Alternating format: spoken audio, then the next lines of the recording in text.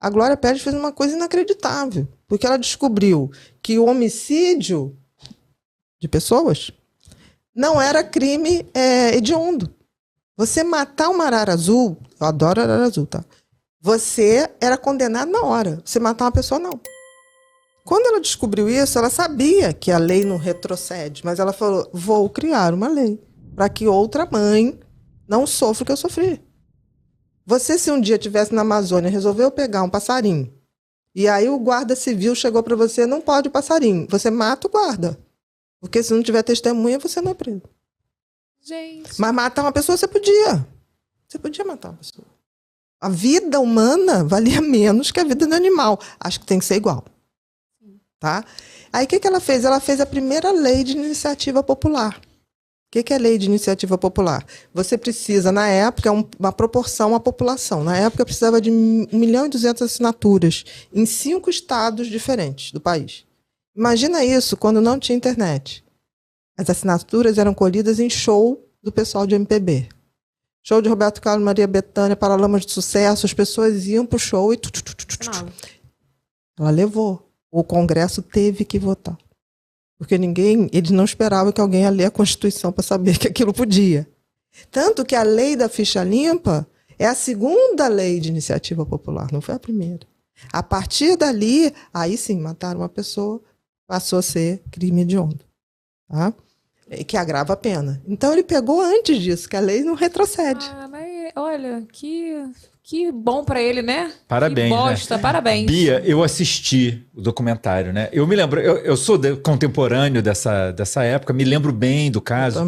E vou te falar, a Glória Pérez como autor, eu sempre admirei muito, ela tem um trabalho incrível. Cadê você? Agora, depois que eu assisti ao documentário, que eu recomendo muito que as pessoas assistam. É o maior amor ela é uma mulher incrível. Olha, me dá vontade de chorar. Só de estar falando aqui do que essa mulher fez. Do que, tipo, Tem que ver. É incrível. É impressionante o que ela fez. Mas o que eu queria falar é o seguinte: tipo, além desse circo todo, tipo, a gente não pode tirar, Ana, a culpa da imprensa da época. Com certeza. A imprensa fez a história de uma maneira, colocou a história de uma maneira como se os dois, tipo, você entendia que os dois tinham um caso. Tipo, eles não colocavam Bira, eles botavam Bira matou Yasmin. Não, tipo, tinham várias revistas, na época com eles se beijando na capa. Com eles na capa. Se beijando. Bira mata Yasmin. Eu não sei o que. Tipo, quando ela diz... Tipo, me doeu muito quando ela diz, tipo, cada vez que eu vi uma matéria dessa, era como se tivesse matado minha filha mais uma vez. Evelyn, é de cortar o coração. Não, e tem uma coisa assim, eu falo pra todo mundo, eu tenho privilégio de ser amiga de Glória Pérez. Porque é um privilégio. É a pessoa mais sensível que existe e a pessoa mais forte que existe. A Glória é uma orquídea com coração de leoa. Cara, o que ela fez? Ela foi procurar as testemunhas em Parada de Lucas, na favela. E ela entrava lá, enquanto a pessoa... Ela tomava chuva, sentada, sozinha. Ela foi até o fim. Até o fim. Até aprovar a lei. Até o julgamento. E é tão surreal que o assassino, depois, se separou, né, da assassina e se casou de novo. Em Belo Horizonte, quando ele entrou para a igreja. Ele se casou com uma mulher que tinha o mesmo nome da ex e o sobrenome, que era dele. Então tinha o mesmo nome da assassina. E o que aconteceu? Mandou um convite para a Glória. Nossa, ele é ousado, né? Ousado não, perverso. Ousada sou eu. Não, ele os dois são psicopatas, né? Não tenho dúvida. Agora, olha que coisa interessante. Ele é a coisa mais narcisista, tem que aparecer. No julgamento, ele simplesmente reproduzia as cenas, fazendo a voz de uma, a voz de outra. Não, surreal. Uma coisa surreal. A vaidade, o narcisismo. Ator. Ela, quando viu que ele ia tentar jogar a coisa pro lado dela, ela simplesmente falou, nunca tive lá. Nunca tive lá. Ela foi o processo inteiro sem admitir que estava lá. E ela foi vista pelo Hugo. Ela foi vista, literalmente. Ela nega até hoje. Ela nunca esteve lá. E olha a questão. Um dos promotores, o Pinheiro, não sei se você lembra, Renato. O Pinheiro é um que fala, é uma coisa ritualizada, falando do processo, o Pinheiro. O Pinheiro, foi um dos participantes desse processo, ele falando da coisa ritual, e o Pinheiro é professor de direito numa faculdade. Nossa. Ela, a assassina, ela simplesmente, depois que teve a liberdade, ela fez vestibular, passou e foi para a turma onde o Pinheiro dava aula. E ficava o tempo todo olhando.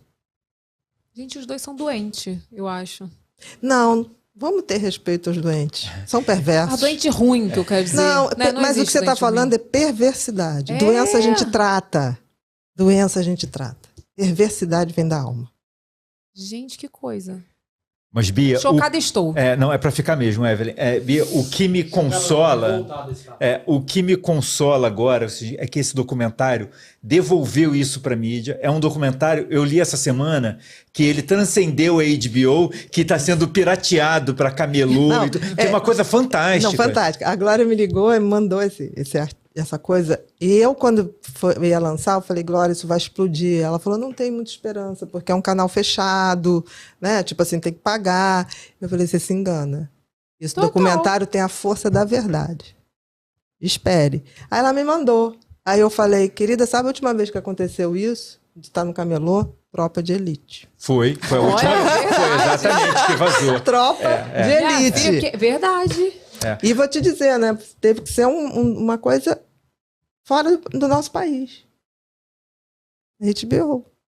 Exatamente. Não teve ninguém dentro do país. Verdade. Que é isso, né? E o que me deu um quentinho, assim, tipo, depois de tudo que ela passou foi, tipo, e isso está transcendendo a TV a cabo, ou seja, então, muita gente está tendo acesso à verdade, finalmente, né?